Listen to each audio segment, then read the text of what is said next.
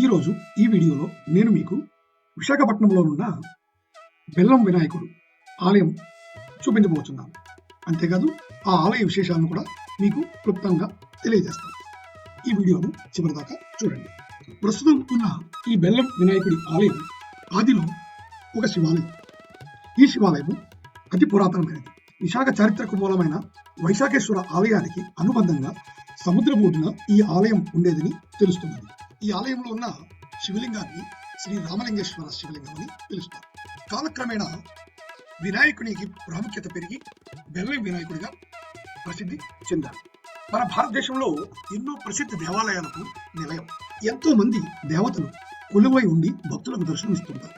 అయితే మన దేశంలో ప్రసిద్ధి చెందిన దేవాలయాలలో ఒకటి విశాఖపట్నంలో ఉన్న ఈ బెల్లం వినాయకుడి దేవాలయం. అయితే ఈ దేవాలయంలోని గణపతిని స్వయాన చంద్రుడు ప్రతిష్ఠించినట్లుగా తెలియచున్నది. సాక్షాత్తు చంద్రుడు బెల్లం వినాయకుడిని ప్రతిష్ఠించాడని పురాణాలు చెబుతున్నాయి. అసలు ఈ బెల్లం వినాయకుడు ఎవరు, ఈ ఆలయం ప్రత్యేకత ఏమిటి అనే విషయాన్ని ఇక్కడ తెలుసుకుందాం. విశాఖపట్నంలోని కొత్త జాలరిపేటలో ఎంతో ప్రసిద్ధి చెందిన బెల్లం వినాయకుడు ఆలయం ఉన్నది. ఈ ఆలయంలో స్వామివారు ప్రత్యేక పూజలు అందుకుంటూ భక్తులు కోరిన కోరికలను తీరుస్తూ ఆనంద గణపతిగా కొలువు తీరి ఉంది. ఈ ఆలయంలో వెలిసిన స్వామివారిని సాక్షాత్తు చంద్రుడు ప్రతిష్ఠించాలని ఇక్కడి ఆలయ పురాణం చెబుతుంది. సాధారణంగా అన్ని గణపతి విగ్రహాలతో పోలిస్తే ఈ ఆలయంలో వెలిసిన స్వామివారి రూపం ఎంతో భిన్నంగా ఉంటుంది.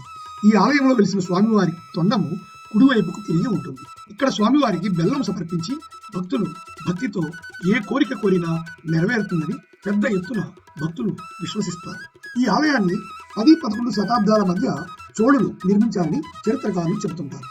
ఆలయం చిన్నదైన దీని నిర్మాణంలో చోళుల శిల్పకళ ఛాయలు ఇప్పటికీ కనిపిస్తాయి. నిజానికి ఒకప్పుడు విశాఖ సముద్ర తీరంలో ఉండేదని చెప్పే వైశాఖి ఆలయానికి అనుబంధంగా ఈ ఆలయాన్ని నిర్మించారు. అయితే వైశాఖి ఆలయం సముద్రంలో కలిసిపోయింది. ప్రస్తుతం ఉన్న బెల్లం వినాయకుడి గుడి ఒక శివాలయం. ఇక్కడ శివుణ్ణి శ్రీ రామలింగేశ్వర స్వామిగా కొలుస్తారు. కాలక్రమేణా బెల్లం వినాయకుడి ప్రాముఖ్యత పెరిగి ఆ పేరే ఈ గుడికి మిగిలిపోయింది. ఇక్కడి వినాయకుడి వద్దకు వచ్చిన భక్తులు కోరికలు తీరగానే వెంటనే బెల్లం దిమ్మలు తెచ్చి స్వామివారికి మొక్కుబడి చెల్లించాల్సిందే. ఇక్కడ స్వామికి నైవేద్యము, భక్తులకు ప్రసాదము రెండూ బెల్లమే. అందుకే ఈ గుడికి వెళ్లే దారిలో ఎక్కడ చూసినా బెల్లం దుకాణాలే కనిపిస్తాయి. ఆ ఆనవాయితీ ఎన్నో తరాల నుండి జరుగుతుంది.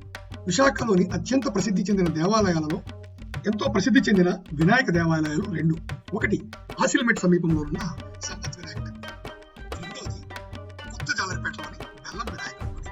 ఈ రెండింటిలోనూ బెల్లం వినాయకుడి గుడి చాలా పురాతనమైనది. బెల్లం వినాయకుడికి మరొక ప్రత్యేకత కూడా మనం మాట్లాడుకున్నాం. విగ్రహం తొండం.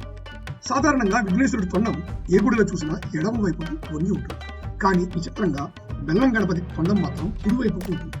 చోళుల సమయంలో ఈ గుడిలో తాంత్రిక పూజలు జరిగేవని, అందుకే ఈ విగ్రహ నిర్మాణం విచిత్రంగా ఉంటుందని ఇక్కడి పండితులు చెబుతారు. ఈ ఆలయం ప్రతిరోజు ఉదయం 6 గంటల నుండి మధ్యాహ్నం 11 గంటల వరకు, సాయంత్రం 5 గంటల నుండి రాత్రి 8 గంటల వరకు తెరిచి ఉంటుంది. ప్రతి బుధవారం భక్తులతో ఈ గుడి కిటకిటలాడుతూ ఉంటుంది.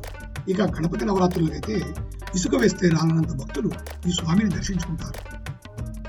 జై గణేష్, జై గణేష్. వీలైతే ఈ ఆలయాన్ని ఒకసారి సందర్శించి బెల్లం గణపతికి మీ కోరికలు విన్నవించి అవి నెరవేర్చుకునే అనుగ్రహాన్ని పొందండి. జై గణేష్. ధన్యవాదాలు. ఇట్లు రామకృష్ణ దూరం.